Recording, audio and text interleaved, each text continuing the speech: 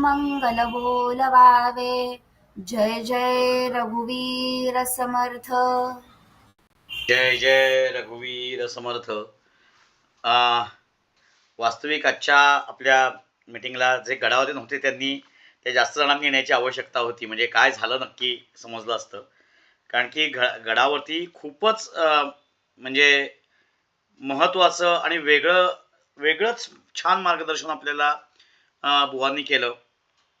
आणि पुन्हा आपला दृष्टिकोनच सगळा खरं सांगायचं बदलला असं ते मार्गदर्शन होतं. शुभांगीताई होत्या, मनीषाताई होत्या. पण काही हरकत नाही. आपण मी मगाशी म्हटलं तसं आपण हे आता रेकॉर्ड करूयात आणि याच्यावरती टाकूयात आपल्या ग्रुपवरती, जेणेकरून हे सगळ्यांना मिळेल. एकच फक्त मिनिट. नक्की इथे काय झालं तर 5 आणि 6 डिसेंबरला गडावरती ही आपली बैठक झाली. योगेश बुवांनी फारच व्यापक दृष्टिकोन आपल्या या सगळ्यावरती दिला की आपण इतके दिवस दासबोधातले विविध श्लोक घेतोय आणि त्याच्यावर दासबोध किंवा मनोबोधातले वेगळे श्लोक घेतोय आणि त्या श्लोकावरती आपण मग मुलांपर्यंत काही गोष्टी किंवा हे सांगायचा, त्यांच्यावरती संस्कार करायचा प्रयत्न करतोय. तर बुवांनी एक जे सांगितलं की आपल्याला ही एक चळवळ उभी करायची असेल आणि आता आपण हे करतोय हे फक्त एका शाळेपुरतं मर्यादित आहे. म्हणजे गोळवलकर गुरुजी शाळा या शाळेपुरतं मर्यादित आहे. आपल्याला हे जर का व्यापक करायचं असेल आणि हळूहळू महाराष्ट्रभर जर का हे आपल्याला न्यायचं असेल. एक सेकंद, कोणीतरी आलंय, फक्त त्यांना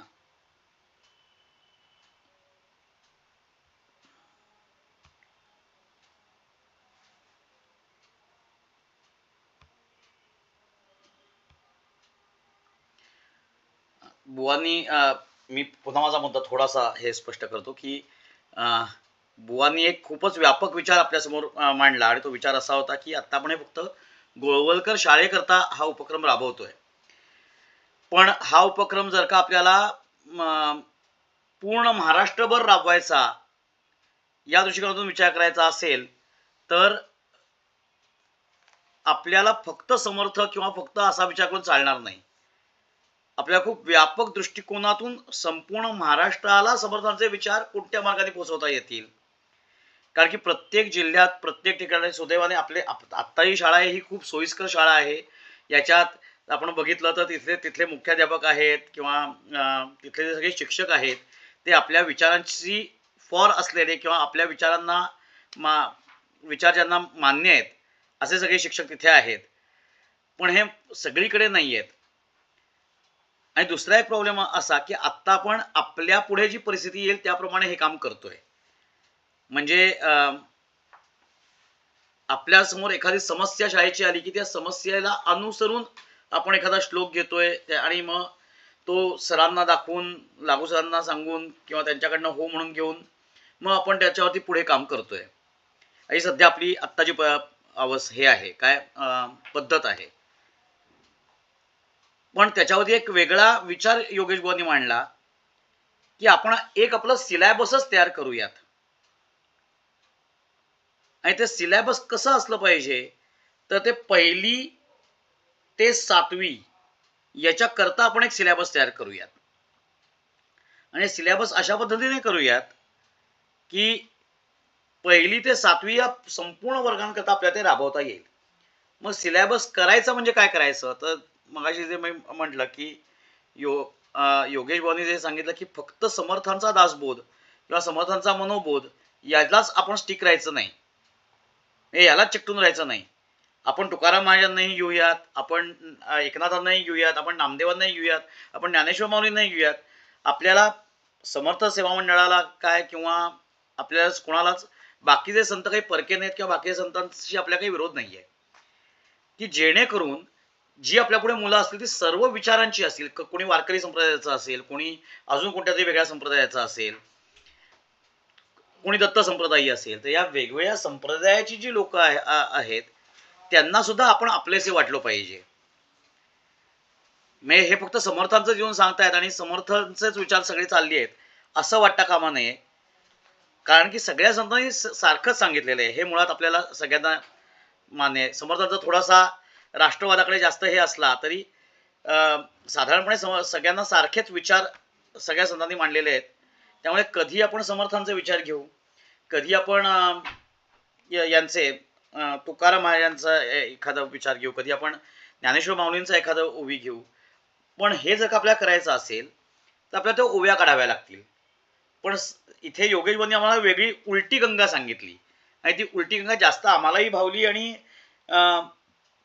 साधारणपणे ती जास्त योग्य असं मला वाटलं. म्हणजे त्यांनी सांगितलं ओव्या नका काढायला जाऊ. ज्ञानेश्वरीतल्या ओव्या काढल्या, गाथेतल्या ओव्या काढल्या, असं नका करायला जाऊ. तर त्यांनी असं एक सांगितलं, आपल्याला सुचवलं की लहान मुलांना सांगता येतील अशा पुराण काळापासून आजच्या दिवसापर्यंत, म्हणजे आजच्या दिवसापर्यंत म्हणजे हात लांब जाणाऱ्या गोष्टी आहेत. मग काही खऱ्या घडलेल्या घटना असतील, काही काल्पनिक असतील, काही सध्याच्या चरित्रांमधल्या असतील, या गोष्टी काढा की ज्या मुलांना सांगता येतील. म्हणजे एखादा प्रश्न आणि त्याच्यावरची गोष्ट, एखादा प्रश्न त्याच्यावरची गोष्ट. मग काही अगदी रामायण काळातल्या असतील, काही महाभारत काळातल्या. म्हणून ढोबळमानाने आम्ही तिथे जेव्हा बसलेलो होतो तेव्हा ढोबळमानाने आम्ही इथे काही भाग केले. तर पहिला भाग आणि अजून एक बुवांनी फार छान सांगितलं की मुलांना हिरो आवडतात आणि म्हणून तुम्ही मुलांचे कार्टून बघा की सुपरमॅन, स्पायडरमॅन, छोटा भीम. आपल्याला एवढंच काम करायचंय की त्यांचे हिरो बदलायचे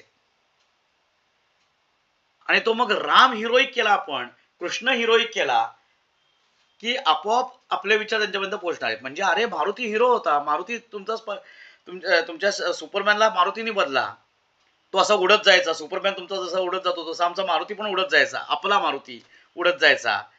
तर ते मुलांना जास्त अपील होईल. आणि मी म्हटलं त्यांनी वेगवेगळे ढोबळमानाने भाग केले. एक पहिला भाग आहे तो पौराणिक आणि ऋषीमुनी, हा पहिला भाग. दुसरा भाग ऐतिहासिक,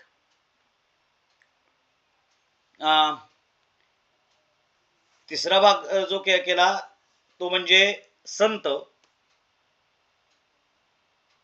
चौथा भाग एक सगळ्या राण्या, म्हणजे स्त्रिया सुद्धा आपल्याच्यात कमी नव्हत्या, हे सुद्धा आपण एक ठसूया त्या दृष्टिकोनातून ते बोलत होते. त्यानंतर अजून एक पाचवा भाग केला तो म्हणजे शास्त्रज्ञ. असे 5 भाग. मी पुन्हा एकदा भाग सांगतो. पौराणिक, ऋषीमुनी, पुराणात रामायण, महाभारत आणि भागवत असे 3 पुराणात म्हणजे पुराणं बरीच आहेत, पण आपण खास करून जो भर देऊयात तो रामायण, महाभारत आणि भागवत. हा पौराणिकचा भाग झाला. दुसरा आहे तो ऐतिहासिक. आता इतिहास म्हटल्यानंतर आपण महाराष्ट्राचा विचार केला तर शिवाजी महाराज आणि शिवाजी महाराजांचा इतिहास सगळ्यांना माहीत असतोच, तो तर घ्यायचाच, त्याला काही दुसरा हे नाही. पण त्याच्याबरोबर फक्त शिवाजी महाराज हेच आपले देश नव्हते, तर आपल्या देशाबद्दल त्यांना अजून प्रेम निर्माण व्हावं या दृष्टीने चालुक्य राजे आहेत, दाक्षिणात्य राजे आहेत, त्यानंतर उत्तरेकडचे जे राजे आहेत की ज्यांनी आपल्या देशाकरता, म्हणजे महाराणा प्रतापांसारखे आहेत, तर यांची चरित्र. त्यानंतर हा दुसरा भाग झाला ऐतिहासिक. ऐतिहासिक राजांच्या वगैरे गोष्टी, संतांच्या गोष्टी हा तिसरा भाग झाला. ऋषीमुनींचा एक भाग झाला आणि आत्ताचे विचारवंत आणि शास्त्रज्ञ, अशा 5 भागांमध्ये त्याची विभागणी आम्ही केली. त्यात मुलांना मुळात द्यायचं काय, तर त्यांना आपल्या धर्माबद्दल आणि आपल्या देशाबद्दल अभिमान वाटेल अशा गोष्टी त्यांना आपल्याला त्याच्यातून द्यायच्या आहेत. स्वदेश, स्वधर्माबद्दल अभिमान, आणि त्याच्या बरोबरीने आपले जे सगळे हे आहेत, सत्यम वद, धर्मम चर, मातृदेवो भव, पितृदेवो भव, आचार्य देवो भव, अतिथी देवो भव आणि स्वाध्यायनमा प्रमदः, हे आपले सगळे विचार त्या योगे पोचवणे, हे एक काम आपल्याला करायचं. आणि त्याच्याकरता वेगळ्या गोष्टी काढायच्या. रामायणातून आत्ता जे मी वरचे मुद्दे काढले, मातृदेवो भव, पितृदेवो भव, आचार्य देवो भव, अतिथी देवो भव, स्वाध्यायनमा प्रमदः, श्रद्धया देयम, आणि आपल्या देश, देव आणि धर्म याच्याबद्दलचा अभिमान. या 8 गोष्टींना अनुसरून आपल्याला या 5 वेगळ्या खंडातल्या गोष्टी काढायच्या आहेत.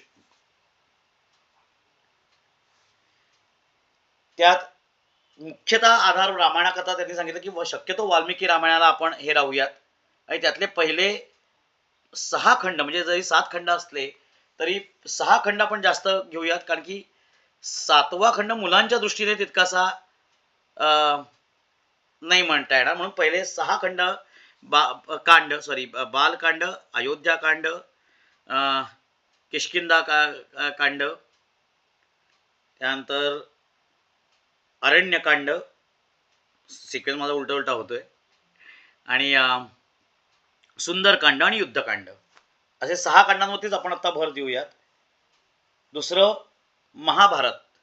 महाभारत हा रामायणापेक्षा प्रचंड मोठा आहे, त्यामुळे त्यातल्या अनेक गोष्टी आपल्याकडे आहेत आणि असतील त्या निघतील त्या मुलांना सांगण्याकरता. आणि त्यात सुद्धा एक गोष्ट प्रामुख्याने आली की रामायणातली एकच, समजा आपण खारुताईची गोष्ट घेतली तर ती लहान मुलांना पहिली ते दुसरीच्या मुलांना कशी सांगता येईल, तिसरी ते चौथीच्या मुलांना ह्यातलं नेमकं काय द्यायचं, 5वी 6वीच्या मुलांना आणि 7वीच्या मुलांना काय द्यायचं, असं आपल्याला बायफर्केट, म्हणजे खारीची गोष्ट सगळ्यांना माहिती असते, या ती डिटेल द्यायची गरज नाही, पण रामायणातील खारीची गोष्ट आणि मग त्यातून पहिलीतल्या मुलांना नक्की कसा संदेश द्यायचा, दुसरीतल्या मुलांना त्यातून अजून पुढे एक स्टेप, तिसरी चौथीच्या मुलांना काय स्टेप द्यायची, आणि 5वी 6वी 7वीच्या मुलांना पुढची काय स्टेप त्यातून अजून शिकवायची, असं आपण जरी उद्धृत केलं तर ते आपल्याकडे एक तो सिलेबस अशा अनेक गोष्टी. तर साधारणपणे आपल्याला 800 गोष्टी एकूण आम्ही साधारणपणे असलेले असलेले दिवस मोजले आणि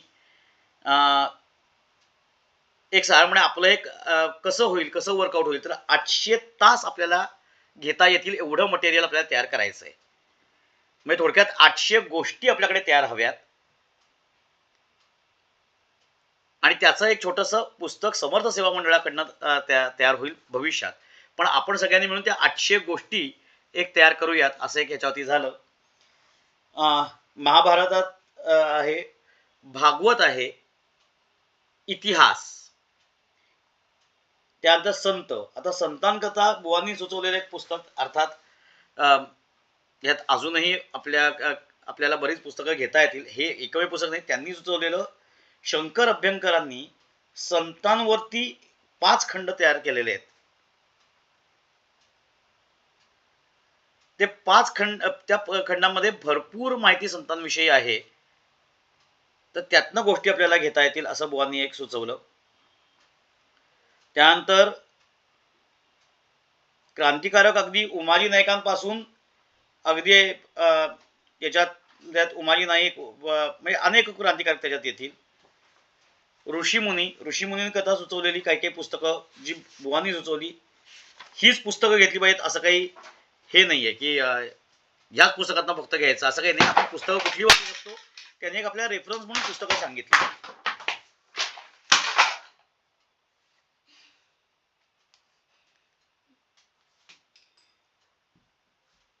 पुस्तकं नंतर सांगतो. त्यानंतर शास्त्रज्ञ, विचारवंत आणि राण्या, आणि ह्याच्याकरता तिथे जे अवेलेबल होतो आम्ही, त्या अवेलेबल लोकांमधून बुवांनी असं एक केलं की ग्रुप ठरवले, म्हणजे ह्याच्यावरती काम ह्यांनी करा.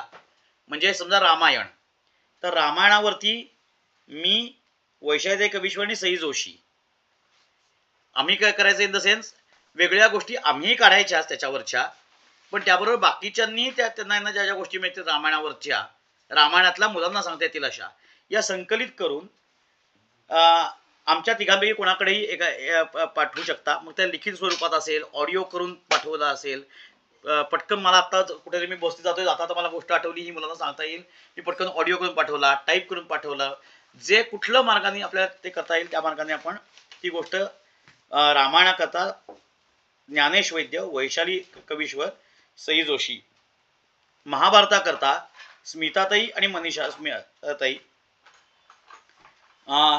इतिहासाकरता संकेत मोडक आणि दीपाली ढगाले. दीपाली ढगाले नव्हते, आपण त्यांचं घडीमध्ये त्या ऐतिहासिक चरित्रांवरती बोलत असतात, त्यामुळे त्यांचं नाव हे आलं, आणि ऋषिकेश दातार. संतांच्या गोष्टी एकत्रित करायच्या, त्याच्याकरता नाव आली ती म्हणजे आनंदी आनंदी कराडकर आणि वेदांत देशमुख. क्रांतिकार कार्यकर्ता नावाला ती प्राची जोशी आणि नीताताई. शास्त्रज्ञ आणि विचारवंतांकरता शंतनू आपटे आणि राण्यांकरता परत स्मिताताई आणि मनीषाताई. अभ्यास आपल्या सगळ्यांनाच करायचा आहे. म्हणजे असं नाही की माझ्या नावापुढे रामायण लिहिलंय म्हणजे मी फक्त रामायणाचं करणार. मला जी कुठली गोष्ट माझ्या वाचनात येईल, श्रवणात येईल, कीर्तनात मी ऐकीन, प्रवचनातून ऐकीन, तर त्या गोष्टी मी कुठेतरी त्या लिहून ठेवीन किंवा रेकॉर्ड करून ठेवीन आणि त्या मी शेअर करीन. आणि साधारणपणे पुढच्या 2 महिन्यामध्ये बुवाने आपल्याला फार मोठं टास्क दिलेलं आहे की 2 महिन्यात आपण 800 गोष्टी संकलित करूयात. आणि मग गोष्टी संकलित करून झाल्या की आपण उलट जाऊयात, ह्या गोष्टीला कुठली ओवी लागू पडते. मग मला ही गोष्ट म्हणजे सत्यम बोधाकरता ही गोष्ट आहे आणि ह्याला लागू असलेली ओवी दासबोधातली, तुकारामायांच्या गाथेतली, ज्ञानेश्वरीतली, नामदेवांच्या ह्याच्यातली, एकनाथांच्या ह्याच्यातली, ज्या ज्या असतील त्या आपण तिथे संकलित करून त्या ओव्या आणि त्याकडे ती गोष्ट असं दिलं म्हणजे आपण ज्या शाळेमध्ये उभे राहू. आम्ही मगाशी म्हटलं गोळवलकर गृही शाळा इथे उद्या हजारो कार्यकर्ते आपल्या असे तयार करायचे आहेत आणि त्यांनी फार एक छान हे वापरलं की तुम्ही सगळेजण जे पुढे भविष्यात हजारो कार्यकर्ते या ह्याच्यात येणार आहेत. म्हणजे समर्थ मंडळात, सेवा मंडळातर्फे प्रत्येक शाळेमध्ये जाऊन हे उपक्रम कसे सुरू करता येतील याचा विचार बुवा आज या घडीला करतायत. त्यामुळे महाराष्ट्रभर उद्या हजारो कार्यकर्ते जे होतील त्यांचा सिलेबस तयार करणारे म्हणून तुम्ही ओळखले जाणार आहात. किंवा ओळख म्हणजे आपलं कोणाचंच नाव त्यात नसणार आहे की ही समर्थांची सेवा यांनीच आपल्याला आपण काय करायचंय. पण ही आपल्याला खूप छान संधी समर्थांनी दिलेली आहे की त्याच्याकरता सिलेबस त्या डिझाईन करायचा आणि 800 गोष्टी आपल्याला काढायच्या आहेत. कदाचित भविष्यात हे 800लाच स्टिक राहील असं नाही, अजून ते वाढेल. त्याच्यात काही गाणी येतील. आज जशी दोन गाणी ह्याच्यात आली आपल्या त्याच्यात, अजून काही त्याच्यामध्ये छान छान गोष्टी अजून ऍड होत जातील त्याच्यात. तर अशी एकूण चर्चा तिथे झाली आणि याच्यामध्ये सगळ्यांनी आपण काम करावं अशी बुवांची मनापासून इच्छा होती. आणि त्यांनी आपल्या खूप खूप खरं तर सगळे नेहमी नित्यनेमाने येणारे ना तुम्ही सगळ्यांना हवे होतात असं मला फार वाटलं की बुवांनी जो आपल्याला. पण ठीक आहे, आपण बुवांना पुन्हा कधीतरी नक्की भेटू. आणि बुवांचे जे आपल्याबद्दल उद्गार होते किंवा अक्षरशः 5-6 तास बुवांनी आपल्याबरोबर घालवले. म्हणजे त्यांच्या सगळ्या व्यापातून, सगळ्या ह्याच्यातून त्यांनी 5-6 तास आपल्याला दिले. ठाण्याहूनही 2 जण आलेले होते. आणि एकूण असा एक दिसतंय की ठाण्यात सुद्धा हळूहळू हे सुरू करायचं कुठल्या तरी शाळांमध्ये. पण त्यांनी ठाण्यातली जी परिस्थिती सांगितली म्हणजे त्यांनी ठाण्यातनं का बोलावलं असावं याचाही अंदाज तिथे आला की आपल्या पुण्यासारखी परिस्थिती ठाण्यात नाही आहे की सहज आपले विचार तिथे पोचवता येतील किंवा कळतील अशा शाळा आणि असे लोक तिथे नाही आहेत. आपल्याकडे सुदैवाने गोळवलकर गृही शाळेत त्या सुरू झाले म्हटल्यानंतर माझ्याकडे आत्तापर्यंत 5-6 शाळांचे फोन येऊन गेले. आपल्याकडे मॅन पॉवर नाही म्हणून आपण थांबलो. पण बुवा तेच म्हणाले की एकदा आपला सिलेबस तयार झाला ना 800चा की आपण वर्कशॉप घेऊ शकतो तरुणांकरता आणि गृहिणींकरता. जसा इंटर्नशिप कोर्स असतो तसं की हे पुस्तक आणि हे पुस्तक घेऊन तिथल्या इथल्या गावांमध्ये जाऊन भिक्षाफेरी जशी जिथे जाते तिथे आपण तिथल्या लोकांचे छोटे शॉर्ट कोर्स घेऊ शकतो. आणि हे तुम्ही तुमच्या गावामध्ये, तुमच्या शाळांमध्ये सुरू करा, तुमच्या जिल्ह्यामध्ये सुरू करा, असं आपण पुढे भविष्यात करू शकू असा त्यांचा एक फार मोठा प्लॅन आहे. तो झाला आणि त्याच्यानंतर त्याच्याच बरोबरीने पुढच्या काही दिवसांचं नियोजनही झालं बरं का. म्हणजे आपल्या गोळवलकर गृही शाळेत काय घ्यायचं याचं नियोजनही त्याच वेळेला झालं.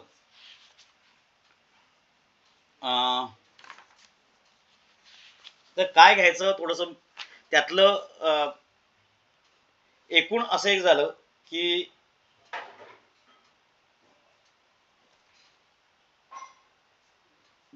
23 तास ठरले ना आपले. 23 का 24 तास आपल्याला 27 तास आपल्याला इथून घ्यावे लागणार आहेत. त्यावेळेस 27 याचं नियोजन.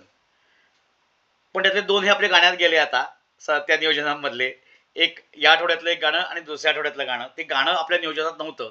ठीक आहे. एक लेखन क्रिया जो आपला सुरुवातीला झाला की मुलांना चांगलं अक्षर काढण्याविषयी सांगणे. दुसरं दुश्चित निरूपण. तर दुश्चित निरूपण यातल्या ते 2-3 ओव्या आहेत की त्याच्या विषयी बोलणं झालं. ते आपण या गॅदरिंगच्या नंतर दुश्चित निरूपण घेऊयात. आत्ता सगळे दुश्चितच ऑलरेडी झालेले आहेत गॅदरिंगमुळे. सगळ्यांचं लक्ष गॅदरिंगमध्येच आहे. त्यानंतर सूर्योपासना. त्याच्याकरता 16व्या दशकातला तिसरा समास. त्याच्यात सूर्योपासना 2 प्रकारे सांगता येईल. एक आध्यात्मिक आणि दुसरं व्यायाम.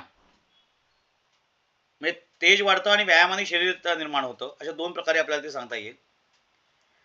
त्यानंतर पृथ्वी स्तवन. म्हणजे एकूण बुवा जे बोलत होते ना आणि सांगत होते किंवा आमच्याकडनं काढून घेत होते बऱ्याच गोष्टी, त्या बुवाने किती विचार आधीच केलेला आहे हे थोडंसं प्रत्ययाला येत होतं. पृथ्वी स्तवनाची 2 तास आपले होऊ शकतात. कसे? त्यांनी सांगितलं पृथ्वी स्तवन म्हणजे एक जो भाग आहे तो पर्यावरणाच्या दृष्टीने येईल की पृथ्वीवर आपण कचरा टाकतो, हे करतो, तर ते नाही झालं पाहिजे. हे पृथ्वी स्तव हा एक भाग. आणि दुसरं परत आध्यात्मिक भाग म्हणजे पृथ्वी आपली माता आहे. एक दाणा त्याच्यात टाकला तर 1000 दाणे ती देते. तिच्या आपण म्हणजे कराग्रे वसते लक्ष्मी. तेव्हा बुवांना म्हटलं की झालंय हा एकदा, पण ते म्हणाले तरी एकदा परत ब्रेन वॉश व्हायला हरकत नाही. आणि कराग्रे वसते लक्ष्मी अजूनही किती घरात होतं, तर फार कमी घरात होतं, ते व्हायला पाहिजे. त्यामुळे हा श्लोक व्हावा. दुसरं जे झालं ते आणि त्याच्या गोष्ट पण एक बुवांनी सुचवली की तुम्ही शिवाजी महाराजांनी सोन्याचा नांगर फिरवला, ही गोष्ट तुम्ही त्यात घेऊ शकता की भूमीला किती महत्व आहे की सोन्याचा नांगर म्हणजे सोन्यापेक्षा मौल्यवान अशी आपली जमीन आहे. दुसरं पंचमहाभूतांमधलं एक पृथ्वी. दुसरं पाणी. त्यात पण पाणी पोल्युशन याच्यावरती. आणि मग भगीरथाची गोष्ट पण याच्यात घेऊ शकतो. 2 गोष्टी. एक भगीरथाची गोष्ट त्यामध्ये प्रयत्न आपल्याला सांगता येतील. प्रयत्न आणि पाणी हे एकत्र करता येईल. आणि दुसरं पाणी किती आपल्याला चांगलं ठेवलं पाहिजे म्हणजे पुन्हा पर्यावरण. तिसरं अग्नी. अग्नीला अन्न पचवायचं काम करतो, हे आपल्याला सांगता येईल. त्यानंतर अन्न शिजवतो. अन्न शिजवण्यासाठी सुद्धा अग्नी. बरोबर. अन्न म्हणजे सगळ्या करतात. अन्न शिजवणे, अन्न पचवणे, म्हणजे सगळे आपले जे अग्नी आहेत ते त्याच्यात येतील. त्यानंतर मारुतीने लंका जाळली म्हणजे वाईटाचा नाश केला अग्नीमुळे, हे आपल्याला एका याच्यात घेता येईल. दुसरं जे सांगितलं ते आता वायूच्या ह्याच्यात तर 4 तास होऊ शकतात. तर 4 तासापैकी पहिलं प्रदूषण आहे सगळ्या ह्याच्यात. पंचमहाभूतात ते मला प्रत्येक ठिकाणी प्रदूषण घ्या असं बुवांचं एक सजेशन होतं की म्हणजे मारुती आणि त्यात गोष्ट मारुतीचा म्हणजे मारुती जन्माच्या वेळेला जो वायू रोखला गेला आणि तो वायू रोखला गेल्यामुळे सगळेजण सगळ्यांची अवस्था काय झाली. आणि आज आपणच वायू रोखतोय आपला प्रदूषण करून, खूप गाड्या चालवून, खूप जंगल तोड करून. त्यामुळे वृक्षतोड न करता वृक्ष लावणे हे दुसरं. तिसरं वायू जे आहे ते देव कुठे राहतो, देव काय करतो, ह्या गोष्टीतून ही गोष्ट त्यांनी सांगितली.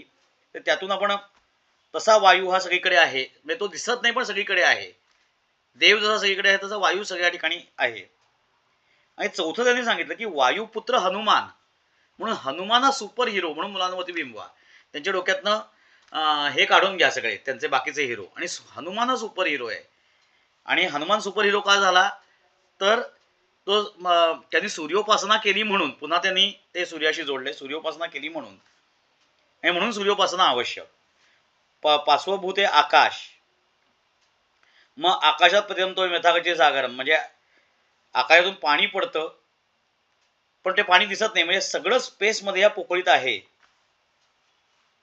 आणि सगळं आता हे लहान मुलांच्या दृष्टिकोनातून आपल्याला सांगायचं आहे. या आकाशात सगळं आहे, आकाशावरती एकच त्यांनी घेतलं. आकाशावरती ते मला जास्त सेशन्स होऊ शकणार नाहीत या मुलांच्या दृष्टिकोनातून, 1ली ते 4थीच्या दृष्टिकोनातून. आणि त्यानंतर त्याच्यातलंच एक 18वं सेशन, हे पंचमहाभूत मिळून विश्व चालवतात. फक्त त्याच्यात गोष्ट त्यांनाही त्यावेळेला आठवली नाही. तुम्हाला एक काहीतरी गोष्ट तुम्हाला करता येईल की या प्रत्येका ठिकाणी प्रत्येक जण आहे. म्हणजे तुम्ही फक्त पाणी वेगळं काढू शकत नाही, फक्त जमीन वेगळी काढू शकत नाही. या सगळ्या ठिकाणी सगळे आहेत. आणि मग हे सगळे 5ही मिळून जसे एकत्र काम करतात, तसं तुम्ही सगळ्यांनी एकत्र मिळून काम केलं पाहिजे. म्हणजे हा मोठा, हा लहान, सगळे एकत्र आल्यानंतरच काम होणार आहे. जसं या पंचमहाभूत एकत्र आल्यामुळे विश्व चालतं, तसे हे तुम्ही सगळे एकत्र आलात तरच हे विश्व चालणार. म्हणजे तरच तुमचं काम नीट होणार आहे, तुमचा वर्ग पुढे जाणार आहे, तुमची शाळा पुढे जाणार आहे आणि पर्यायाने आपला देश पुढे जाणार आहे. त्यानंतर एक ओवी 2 ओवी आल्या एकत्र. रूप वस्त्रे शृंगारे शरीर चातुर्य शृंगारे वस्त्रे शृंगारे शरीर चातुर्य शृंगारे अंतर, दोन्हीमध्ये कोण थोर बरे पहा.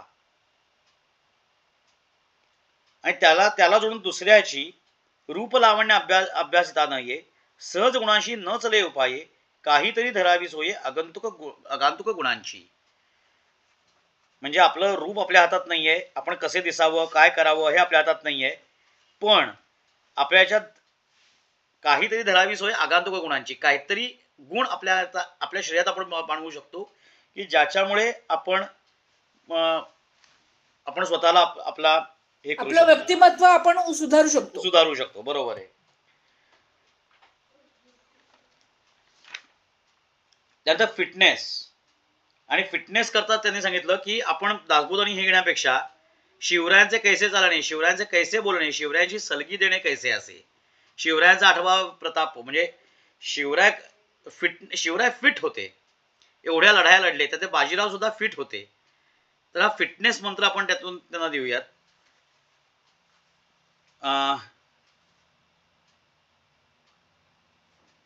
त्यानंतर पुढचा श्लोक जो आला तो, जगा माझी जगन्मित्र जिव्हेपाशी आहे सूत्र. आणि मग याच्यात त्यांनी गोष्ट सांगितली की पेशव्यांचे जे वकील होते, त्या वकिलांनी म्हणजे जिव्हेपाशी आहे सूत्र, की जेव्हा शिवाजी महाराज पळून इकडे आले त्यावेळेला त्या वकिलांनी आग्र्यामध्ये किंवा दिल्लीमध्ये बोलणी करून इतके ते गोड बोलले, इतके त्यांनी सगळ्यांबरोबर बोलणी केली की तिथल्या शिवाजीबाईंच्या अडकल्या सगळ्या लोकांना त्यांनी परत आणलं. कोणालाही हे केलं की एखादा गेला किंवा एखाद्याला औरंगजेबाने मारला असं झालं नाही. त्या बोलण्यातून त्याने सगळ्यांना कसं हुशारीने शिताफिती परत आणलं आणि हे सगळं जिभेमुळे होऊ शकतं. त्यामुळे आपलं बोलणं मुळात गोड पाहिजे. त्यानंतर त्यांनी सांगितलं की ध्रुवाची गोष्ट एक तुम्ही मला सांगा. ती ध्रुवाची गोष्ट माहिती असतेच साधारणपणे सामान्य आपल्या रेग्युलर घरांमध्ये, पण तरीही त्यातनं तुम्ही काय सांगाल तर त्या डिफिकल्टीज आल्या, पण त्या डिफिकल्टीमधनं त्यांनी अपॉर्च्युनिटी शोधली. तसे तुमच्याही आयुष्यात डिफिकल्टी येणार आहेत, डिफिकल्टी येणार नाहीत असं होत नाही, पण त्या डिफिकल्टीजना म्हणजे त्या आलेल्या आपल्यासमोर आलेल्या अडचणींना संधीत कसं बदलायचं. त्यामुळे हतोत्साह होऊ नका, परावलंबी होऊ नका. आपल्याला व्हॉट्सअपला किंवा ह्याला किती लाईक्स आले फेसबुकला, त्याच्यावरती तुम्ही राहू नका. आता अजून एक समास, बहुजिन्सी समास, 8वा दशक 7वा समास 5वी ओवी.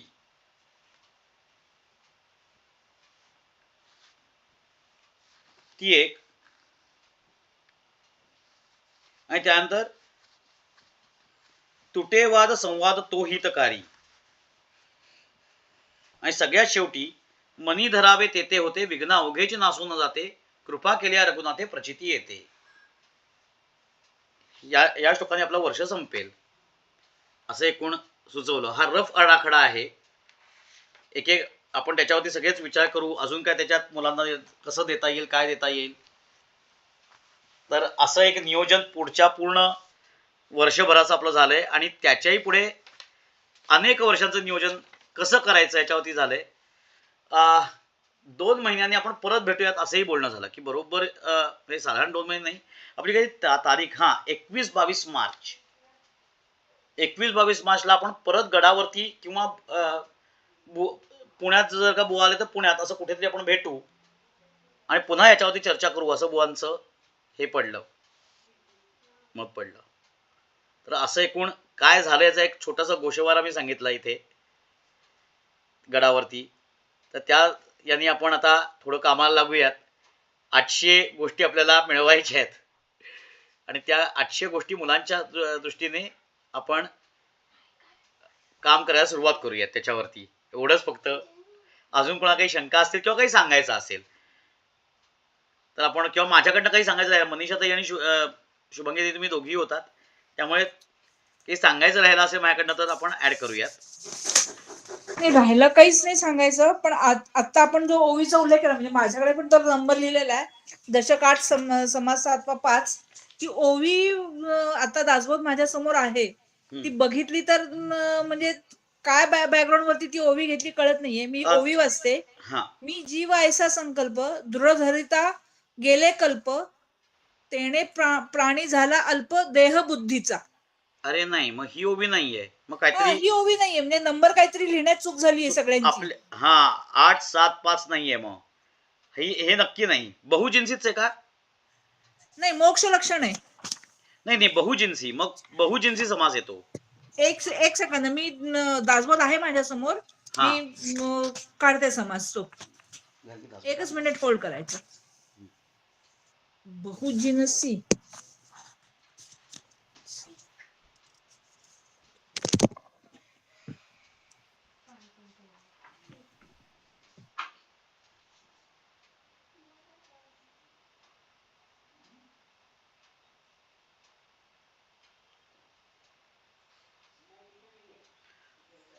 किंवा देह दुर्लभ आहे का? दुर्लभ आहे, पण ते 18-4 आहे. ते 18-4 आहे ते.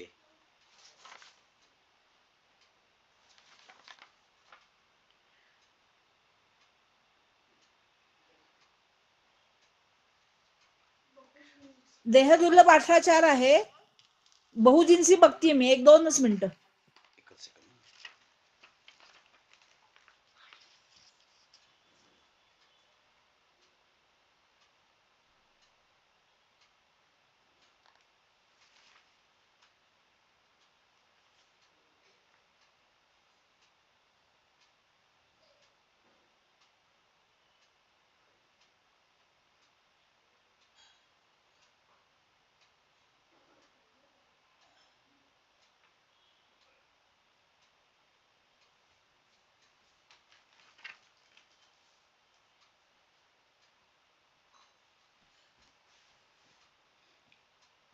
ठीक आहे, शोधूया आपण नंतर वाटल्यास. म्हणजे तो श्लोक आपला चुकीचा आहे हे आपल्याला कळलं आता तरी. म्हणजे आपण लिहिलेला चुकीचा आहे, की 8-7-5 हे चुकीचं आहे.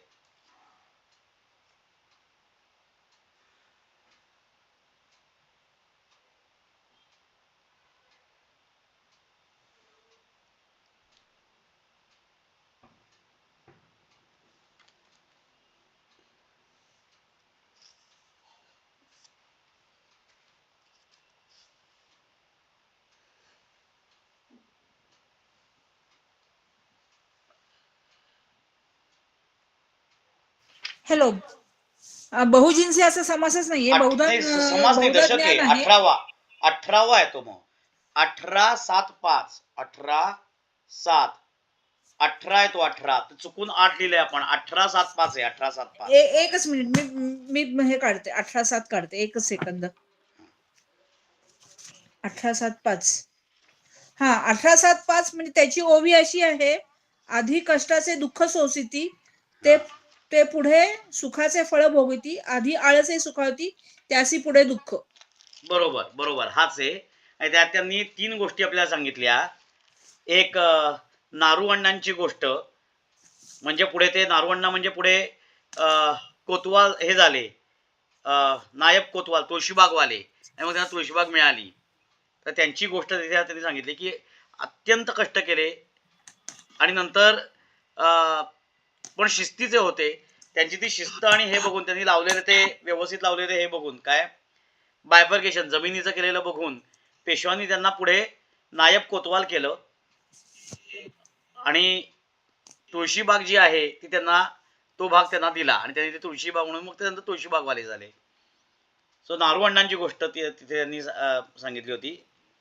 त्यानंतर त्याचबरोबर त्यांनी सांगितलं दोघांची अजून रघुनाथ माशेलकर किंवा डॉक्टर बाविस्कर यांची गोष्ट तुम्ही तिथे सांगू शकता, जी तुम्हाला सोयीची वाटेल ती गोष्ट.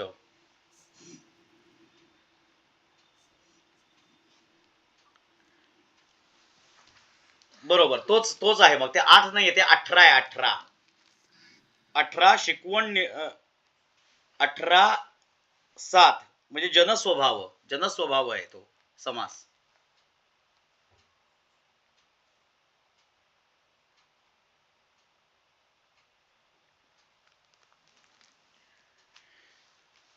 बहुजिनसी हा दशकाचं नाव आहे. बरोबर, नाही समासाचं नाव आहे बहुजिन्सी. नाही बहुजिन्सी दशकाचं नाव आहे. हा बहुजिन्सी दशक जनस्वभाव समासाचं नाव आहे. हो बरोबर. येस.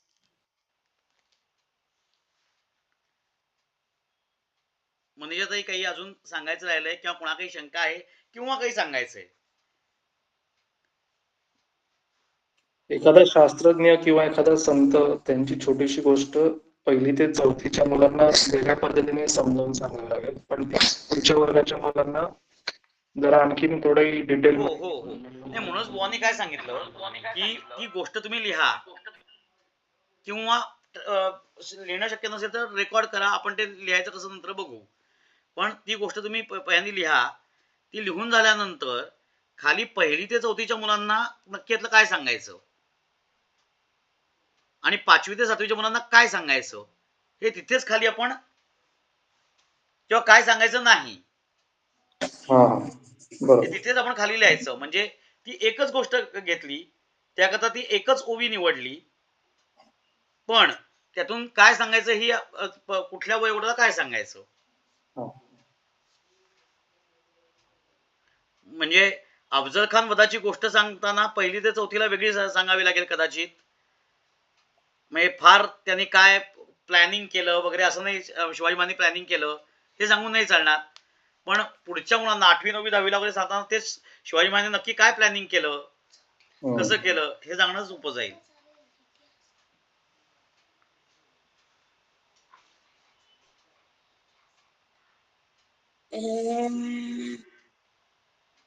म्हणजे 1ली ते 4थीला थोडस फॅन्टसी टाईप सांगावं लागेल की तो अफजल खान कसा होता, पहार एका हाताने वाकवायचा, अशा अफजल खान सुद्धा शिवाजी महाराजांनी मारलं असं 4थीला. ती 4थीच्या पुढच्या पहार वाकवणं वगैरे काही न सांगता शिवाजी महाराजांनी नियोजन कसं केलं, कोणाला कसं थांबवलं हे जास्त आपल्याला सांगता येईल.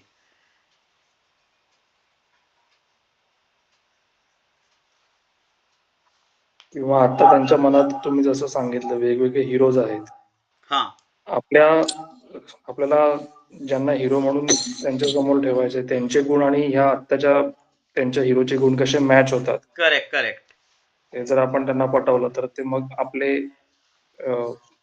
यांना जे आयडॉल मानतो आपण त्यांना ते हिरो मानू शकतील. करेक्ट. त्यांच्याशी मॅच म्हणण्यापेक्षा ते कसे जास्त अजून काय म्हणतात श्रेष्ठ आहेत. तुम्ही ज्यांना हिरो काकणभर सरस आहेत असं म्हटलं तर. काकणभर सरसच आहेत आणि दुसरं ते वास्तवात होऊन गेलेले आहेत. आणि हे हिरो काल्पनिक फक्त टीव्हीतच दिसतात, हे वास्तवात होऊन गेलेले नाहीयेत. हा सगळ्यात मोठा फरक आहे. करेक्ट.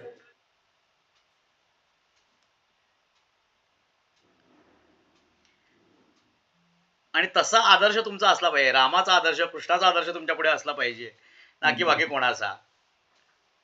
त्या कुठल्या संतांचा असेल, रामकृष्णाचा असं नाही, कुठल्या संतांचा असेल, आपल्या भारतीय याच्यात होऊन गेलेल्या यांचा आदर्श, वैदिक काळापासून आजपर्यंत होऊन गेलेल्या सर्व लोकांपैकी कोणाचाही आदर्श त्यांच्यापुढे निर्माण होईल.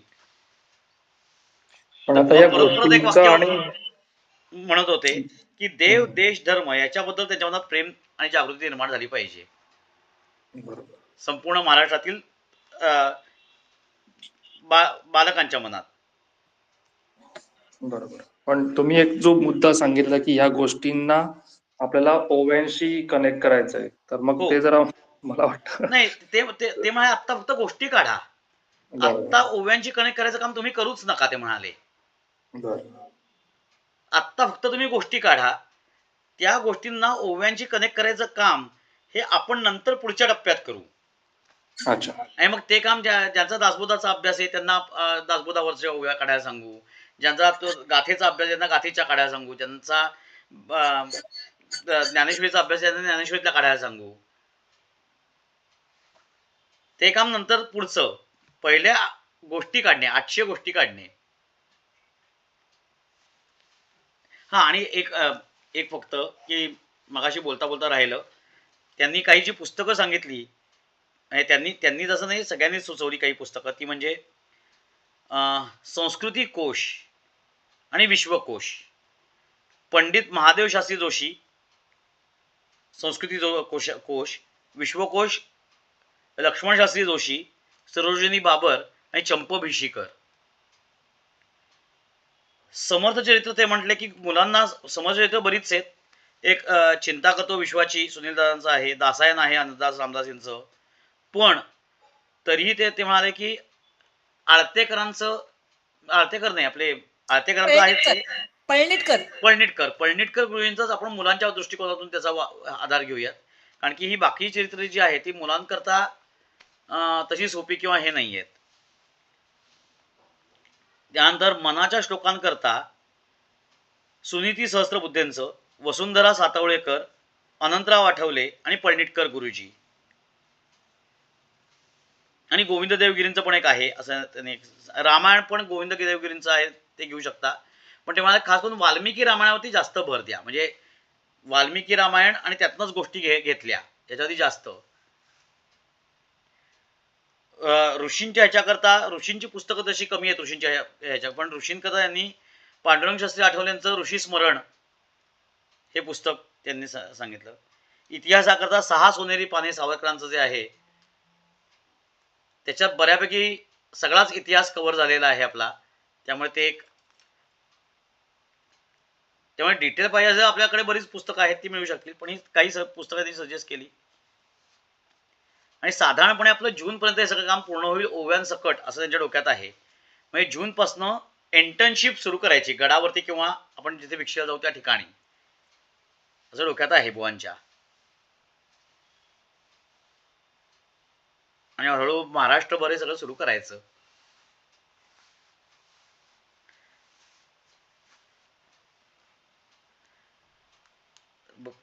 मनीषाताई काही आहे राहतंय किंवा सांगायचं राहिलंय?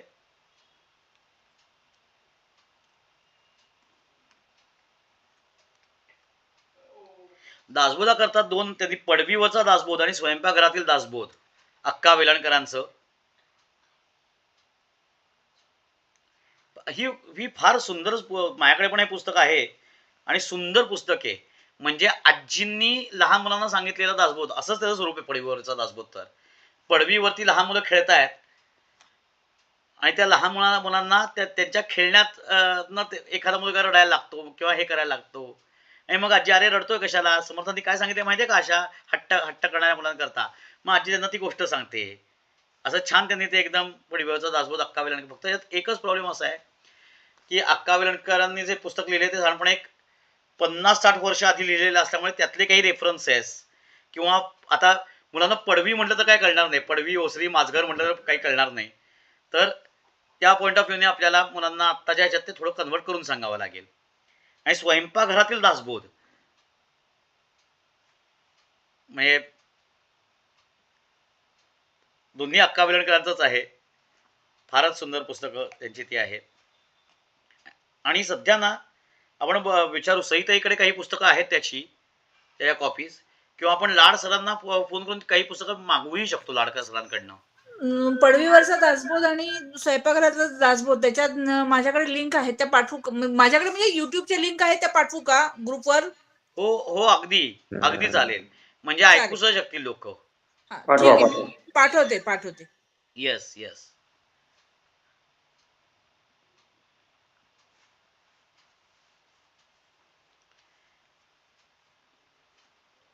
अजून काही असेल तर आपण बोलूयात. बहुतेक सगळे मुद्दे आलेत. हम्म.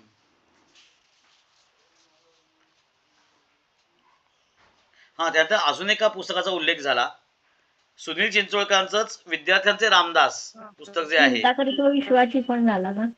हो, चिंता करतो विश्वाची, पण ते नंतर बुवा म्हटलं ना की दासायन मोठ्यांकरता जास्त आहे चिंता करतो विश्वाची. फक्त चिंता करतो दासायन विश्वाची. मोठ्यांची पुस्तक आहेत ती, मुलांसाठी पाळणेकर गुरुजींचंच हा, म्हणजे वापरूयात. तेव्हा तुमच्या अभ्यासाकरता तुम्ही दासायन वाचा, चिंता करतो विश्वाची वाचा, हे तुमच्या अभ्यासाकरता वाचा. पण मुलांना देण्याच्या पॉईंट ऑफ व्ह्यूनी पळणेटकर गुरुजींचंच आपण वापरूयात. आणि एक ऋषी स्मरण म्हणून एक पांडुरंग शास्त्री आठवले. हो, सांगितलं, ते पण सांगितलं. ऋषी स्मरण पांडुरंग शास्त्री आठवले यांचं.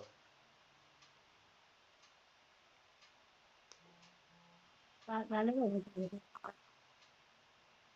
त्याकडे लिहिलेल्या प्रमाणामध्ये आलं. काय माझ्या नोंद केल्याप्रमाणे सगळं झालंय सांगून, म्हणजे येस कुठला येस. मुद्दा राहिला असं वाटत नाही मला.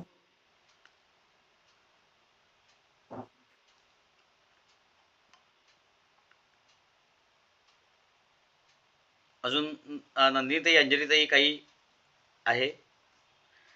मग आपण पसायदान घेऊन थांबायचं. चला. रघुनाथ दासा कल्याण भावे, अतिसौख्य भावे, आनंद भावे, उद्वेग नाशो वरशत्रुनाशो, नाना विलासे मगतो विलासो, खोडे नको रे कळही नको रे, कापट्य कर्मी सहसा नको रे, निर्वाण चिंता निरसी अनंता, शरणागता दे बहुधात माथा, अजयो न हो रे जयवंत हो रे, आपदा नको रे बहुभाग्य हो रे, श्रीमंतकारी परहितकारी, परोपकारी हरिदास तारी, परोपकारी हरिदास तारी, परोपकारी हरिदास तारी. जय जय रघुवीर समर्थ.